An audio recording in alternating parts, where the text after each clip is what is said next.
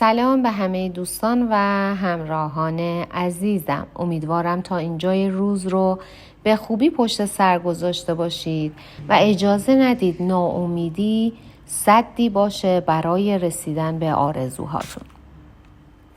خدایا سپاسگزارم برای امروز، برای نفسهایی که بی‌منت درونم جریان دارند، برای فرصتی دوباره برای زندگی، برای تلاش، برای ساختن، برای چشمانی که زیبایی‌های خلقت را می‌بینند و دلی که با همه زخم‌هایش هنوز می‌تپد و امیدوار است. سپاسگزارم برای همه آنچه دادی و حتی آنچه ندادی، چون هر کدام در مسیر رشد من بود.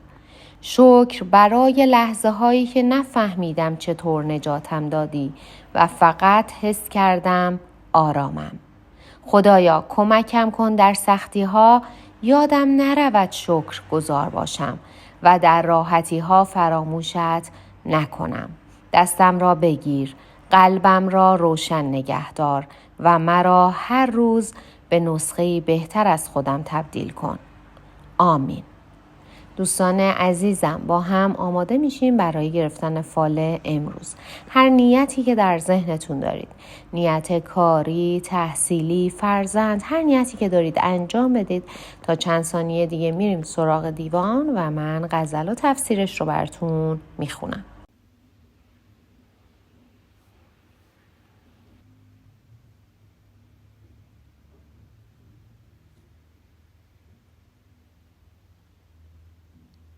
خب دوستان، اگر نیتاتون رو انجام دادین، با هم ببینیم حافظ امروز چطور ما راهنمایی میکنه. صبح دم مرغ چمن با گل نوخاسته گفت، ناز کم کن که در این باغ بسی چون تو شکفت. گل بخندید که از راست نرنجیم، ولی هیچ عاشق سخن سخت به معشوق نگفت. گر طمع داری از آن جام مرصع می لعل، ای بسا در که به نوک مژه‌ات باید سفت. تا ابد بوی محبت به مشامش نرسد، هر که خاک در میخانه به رخساره نرفت. در گلستان ارم دوش چو از لطف هوا، زلف سنبل به نسیم سحری می آشفت. گفتم ای مسند جام جهان بینت کو؟ گفت افسوس که آن دولت بیدار بخفت. سخن عشق نه آن است که آید به زبان، ساقیا می ده و کوتاه کن این گفت و شنفت. اشک حافظ خرد و صبر به دریا انداخت، چه کند سوز غم عشق نیاره است نهفت. خب دوستان، این غزل حافظ بعد از فرار شیخ ابو اسحاق و قبل از دستگیری و قتل اون در اوایل سلطنت امیر مبارزالدین به شیراز سروده شده. این غزل با صحبت سخت بلبل عاشق به معشوق که همان گل نوشکفته هست شروع میشه. سخن از فراوانی گل در چمن گرچه درست هست، اما عاشق هیچ وقت نباید اون رو بگه، بلکه برای وصال باید تلاش بکنه. اما در تفسیر این غزل حافظ میگه در صحبت‌ها و حرف‌هایتون صراحت زیادی دارید، خیلی رکگو هستید که این اتفاق باعث رنجش دیگران از شما میشه، مخصوصا دوستان نزدیکتون. باید به این موضوع توجه داشته باشید و سعی کنید خیلی صریح و رک صحبت نکنید، هرچند که حق هم با شما باشه و بهتر یک مقداری خوشرو باشید، صبور باشید و مراقب صحبت کردنتون و نحوه در واقع حرف زدنتون باشید تا موفقیت‌های بیشتری به دست بیارید، دوستانتون رو بتونید در کنار خودتون نگه دارید و بهتره همه رازها و حرفهای نگفتتون رو فاش نکنید، اما از مشورت از دیگران هم استفاده بکنید. در واقع ناراحتی خیلی از افراد از شما به خاطر تندی صحبتتون و نیشدار بودن زبان شما هست. اگر دوست دارید بقیه هم به شما محبت کنن، شریک احساسیتون، دوستاتون، بهتره با زبان نرم و با مهربانی باهاشون صحبت کنید و بدونید که با رفتار خوب، با لحن خوب بهتر میتونید کارهاتون رو پیش ببرید. دوستان، در مورد نیتی که در سر دارید، حافظ میگه بیشتر با احساستون حرف میزنید و رفتار میکنید تا اینکه از عقل و فکرتون بخواید استفاده کنید. بهتره پرده های توهم رو کنار بزنید، خودتون رو در دنیای تخیل و خیال بافی غرق نکنید. بهتره تغییر رویه بدید، با منطق و استدلال پیش برید تا بتونید به چیزهایی که در سر دارید جامعه عمل بپوشونید. و اگر در کار شکست خوردید، خیلی از این شکست برای خودتون غول نسازید، ناراحت نباشید و این شکست رو خیلی برای خودتون بزرگ جلوه ندید و به چشم یک تجربه ازش نگاه بکنید، چون تجربه نصف دانایی هست و در راه رسیدن به اهدافتون باید از این تجارب استفاده بکنید.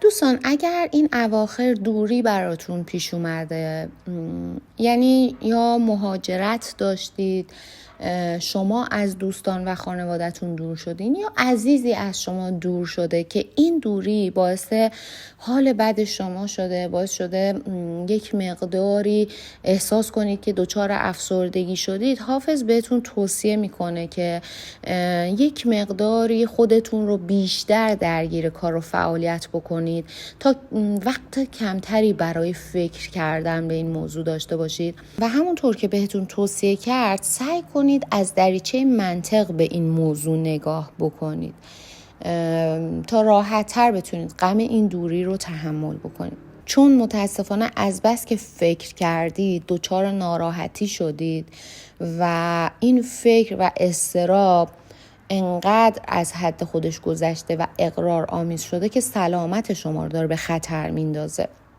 اگر بتونید خودتون رو از فکرهای پریشان دور نگه دارید، مطمئن باشید که در راه رسیدن به چیزی که در سرتون هست و نیتی که دارید میتونید به موفقیت برسید. و این رو بدونید در زندگی اون چیزی که موجب رنج و عذاب ما انسان ها میشه اینه که بیش از اندازه به یک چیزی دل ببندیم. وابستگی و دلبستگی در نهایت همیشه برای انسان‌ها رنج و عذاب به همراه داره. سعی کنید در مواجهه با این اتفاقات هرچند که سخت است، اما منطقتون نسبت به احساستون پیشی بگیره و با مسائل از دید منطقی روبرو بشید.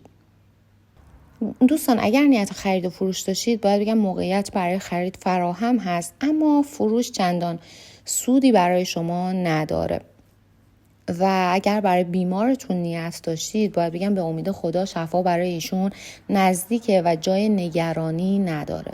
در مورد دوستانی که نیت فرزند هم داشتم، باید بگم فرزندی زیبا در خانواده شما متولد میشه و به امید خدا قدمی خوش برای شما خواهد داشت. در بیت آخر که گفته اشک حافظ خرد و صبر به دریا انداخت، چه کند سوز غم عشق نیاره است نهفت. در این بیت میگه عقل و صبوری حافظ در دریای غم غرق شده، عقل و صبر رو به دریا انداخته و جلوی اشک خودش رو نمیتونه بگیره. گریه و اشک اون طغیان کرده و اختیار رو ازش ربوده به اندازه‌ای که عقل و صبر مغلوب شده و نمیتونه اون سوز و گداز رو پنهان بکنه. ممکنه به تازگی خانواده شما دچار مسئله‌ای شدن، دچار ناراحتی و مشکلی شدن. بهتر سعی کنید بهشون روحیه بدید و کمکشون کنید در حل این مسئله. نگران نباشید. اگر نظری دارید نظرتون رو حتما ادا بکنید و مطمئن باشید که این مشکل هم مثل بقیه مشکل‌ها براتون حل خواهد شد. و این رو بدونید که افراد برنده همیشه میدونن که به خاطر یک چیز در زندگیشون باید بجنگن، مبارزه کنن و تلاش کنن و میدونن که در این راه چه زمانی باید توافق و سازش کنن. اما افراد ضعیف اونجا که نباید سازش کنن سازش میکنن و به خاطر چیزی که ارزش نداره مبارزه میکنن. یعنی موقعیت شناس نیستن. خوشبختانه شما جزء اون دسته از افراد هستید که میدونید چه کاری ارزش مبارزه کردن داره و چه جاهایی باید از خواسته هاتون بگذرید و اونها رو رها بکنید.